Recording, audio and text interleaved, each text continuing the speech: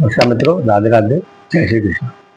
मैं पंडित राहुल दीक्षित अपने YouTube channel अपनी भागवत कथा में आप सभी का स्वागत करता हूँ, अभिनंदन करता हूँ। उम्मीद करता हूँ आप सभी स्वस्थ होंगे, मस्त होंगे। ईश्वर की कृपा हम सभी पर ऐसे ही बनी रहे। ईश्वर की प्रेरणा से हमने और आपने मिलकर जिस यात्रा का प्रारंभ किया है, उसी यात्रा में आगे क्रम में चलते हुए आगे कथा का श्रवण करेंगे। कल हमने भगवान श्री कृष्ण जी के द्वारका पहुंचने पर उनके राजोचित स्वागत कर कथा का श्रवण किया था। आज हम राजा परीक्षित जी के जन्म की कथा का श्रवण करेंगे। चलिए चलते हैं कथा की ओर। बंधुओं, और एक बात, नित्य कथा का श्रवण करने के लिए अगर आप हमारे चैनल पर नए आए तो उसको सब्सक्राइब जरूर करें, ताकि आपको डेली नित्य कथा की जो अपडेट है वीडियो की, वो आपको पहले से ही मिल जाया करे। और चैनल और कथा अगर पसंद आए तो इसे लाइक भी करें। इससे हमारा मनोबल बढ़ता है कि हमारे द्वारा कही हुई कथा हमारे दर्शकों को पसंद आ रही है। वक्रतुंड महाकाय गुरुकोटि समप्रभा निर्विघ्नं कुर्मदेव सर्वकार्येषु सर्वदा। गुरुर्ब्रह्मा गुरुर्विष्णु गुरुर्देवो महेश्वरा गुरुर्साक्षात् परं ब्रह्म तस्मै श्री गुरुवे नमः।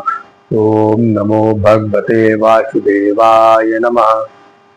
सच्चिदानंद रूपाय विश्वोत्पत्त्यादि हेतवे तापत्रय विनाशाय श्री कृष्णाय वयम नुमः।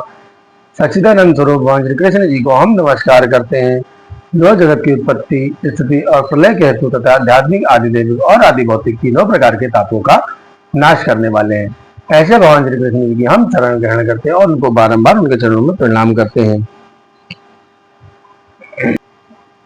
बंधुओं, परम परमेश्वर, परम अखिलेश्वर, योगेश्वर भगवान श्री कृष्ण जी की चरणों में उनका ध्यान करते हैं और अपना चित्त उन पर ले चलते हुए और महामुनि श्री सुखदेव जी को प्रणाम करते हुए कथा की ओर आगे बढ़ते हैं। विधूये तदमे आत्मा भगवान धर्म गुबधु मिषतो दमात्यच्च दत्रेवांत ददे हरि।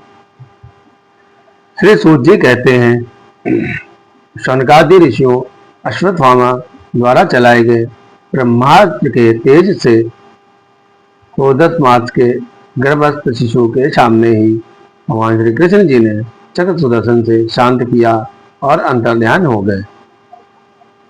उसके बाद अनुकूल ग्रहों के उदय होने पर संपूर्ण सद्गुणों को विकसित करने वाले शुभ समय में पांडवों के वंशधर श्री परीक्षित जी का जन्म हुआ।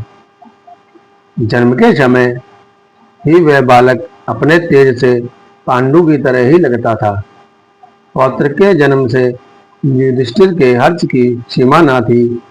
उन्होंने धौम्य, कृपाचार्य आदि ब्राह्मणों से मंगल वाचन और जात कर्म संस्कार करवाया।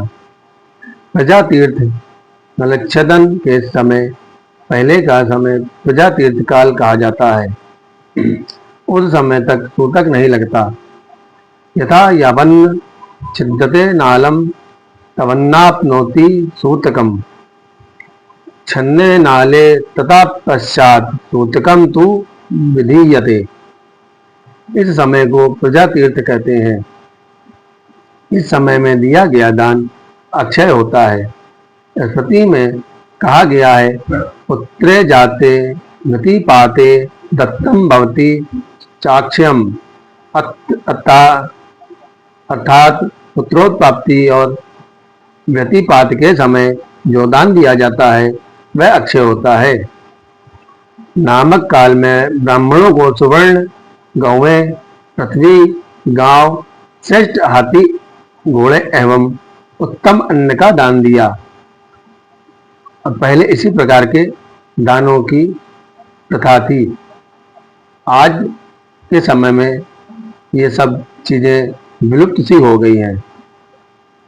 ब्राह्मणों ने प्रसन्न होकर युधिष्ठिर जी से कहा, राजन, काल की दुर्निर्वार गति से रक्षा कर भगवान श्री विष्णु जी ने इस बालक को तुम लोगों को प्रदान किया है, अतः इसका नाम विष्णु प्राप्त होगा। यह बालक संसार में यशस्वी एवं भगवान का परम भक्त और महापुरुष होगा। वही यह बालक परीक्षित के नाम से संसार में प्रसिद्ध होगा, क्योंकि इस बालक ने गर्भ में जिस पुरुष का दर्शन कर लिया था, उसका स्मरण करता हुआ लोगों में उसी की परीक्षा करता रहता था।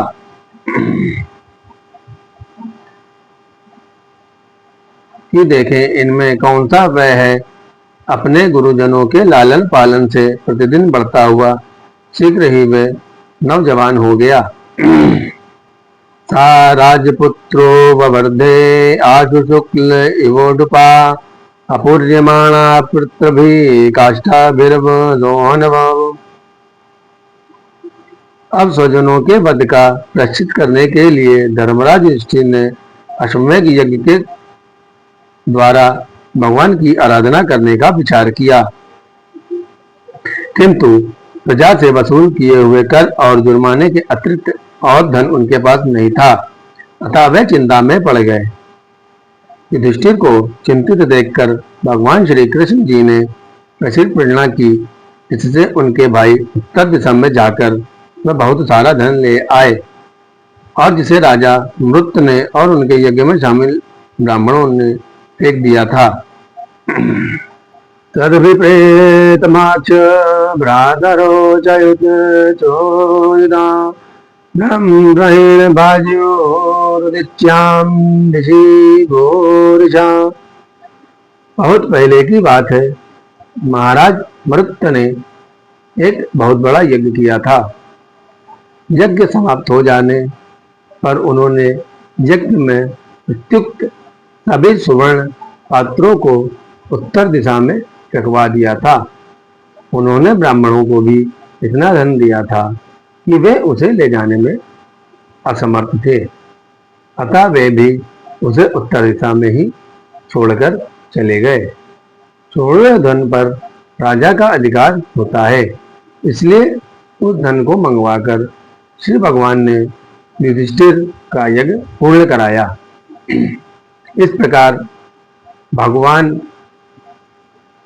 पर जो अनंत विश्वास करता है, अनन्य भक्ति के साथ, उसका भगवान कभी भी साथ नहीं छोड़ते। हर विपत्ति में, हर परेशानी में भगवान उसके साथ ही होते हैं।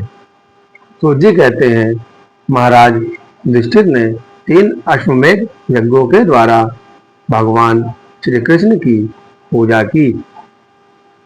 युधिष्ठिर के निमंत्रण से पधारे हुए भगवान श्री कृष्ण ब्राह्मणों द्वारा यज्ञ संपन्न कराकर पांडवों की प्रसन्नता के लिए कई महीनों तक वहां रहकर भाइयों सहित युधिष्ठिर एवं द्रौपदी से अनुमति लेकर अर्जुन के साथ द्वारका को लौट गए।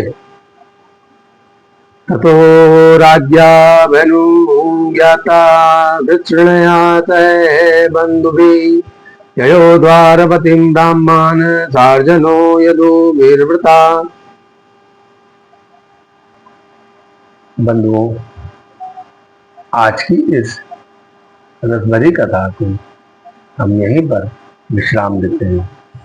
कल हम पुनः आगे कथा का श्रवण करेंगे। ईश्वर का ध्यान करते हुए हम सभी को अपना जीवन निर्वाह करना चाहिए, और श्रीमद् भागवत पुराण या अन्य कोई भी पुराण, उपनिषद या धार्मिक ग्रंथ, उसका श्रवण या पाठन हमें सदैव करते रहना चाहिए, जिससे कि ईश्वर की कोई ना कोई कृपा या उनकी दया हम पर सदैव बनी रहे। हम जिसके लिए जितना समय देते हैं, वह समय हमें लौटकर पुनः वापस मिलता है। तो अगर हम थोड़ा सा समय ईश्वर के लिए भी देते हैं, तो वह हमें कितना ज़्यादा बढ़कर हमें ईश्वर प्रदान करते हैं, इसका हम अंदाजा भी नहीं लगा सकते। और हमें सदैव उनमें मन लगाने के लिए, उनमें ध्यान लगाने के लिए उनकी कथाओं का सहारा लेना चाहिए। जितना ध्यान आप उनकी कथा को पढ़कर उनमें लगा सकते हैं, उतना नाम में नहीं, क्योंकि नाम शीघ्र आदमी ऐसे नहीं कर सकता। नाम का भी जैसे हर एक क्लास का एक वो होता है, जैसे कक्षा 1, 2, 3, 4, 5 फिर हाई स्कूल, इंटर, ग्रेजुएशन ऐसे आता है, वैसे ही ये कथा भी प्रारंभिक रूप का वो स्तर है। अगर आपको भगवान में आपका मन नहीं लगता तो आपको प्रारंभिक रूप से कथा का ही श्रवण करना चाहिए या कथा ही पढ़नी चाहिए, जिससे आपका भगवान के प्रति प्रेम जागे, उनके प्रति श्रद्धा जागे। उनकी कहानियों को पढ़ पढ़ के आप ये पता लगा पाएंगे, आपको ये पता लग जाएगा कि वह कितने महान हैं, कितने परोपकारी, कितने दया निधान है, कितने करुणा निधान है। तब हम उनके मंत्रों का जाप कर सकते हैं और उसमें अपना ध्यान लगा सकते हैं, उनमें ध्यान लगा सकते हैं। मंत्रों का जाप भी एक हाई स्कूल इंटर की परीक्षा के बराबर है। तो हमें प्रारंभिक परीक्षा के तौर पर, प्रारंभिक शिक्षा के तौर पर हमें ईश्वर की शरण में जाने के लिए कथा का ही श्रवण करना चाहिए और गाय की सेवा अवश्य करनी चाहिए। स्वयं भगवान गोविंद ने कृष्ण रूप धर के, गोविंद रूप धर के गाय की सेवा के लिए अवतार लिया और गाय की खूब सेवा की, इससे उनके पुण्यों में भी वृद्धि हुई। वह स्वयं साक्षात नारायण है। तो हम सबको भी गाय की सेवा अवश्य करनी चाहिए। जितना पुण्य भागवत को पढ़ने में मिलता है उतना ही पुण्य गौ की सेवा में भी मिलता है। वह हमारी माता समान है, इसलिए हमें गौ की सेवा अवश्य करनी चाहिए। इसी के साथ मैं अपनी वाणी को विश्राम देता हूँ। आप सभी सुखी रहे, समृद्ध रहे, इसी मंगलमय कामना के साथ आप सभी को जय श्री कृष्ण, राधे राधे।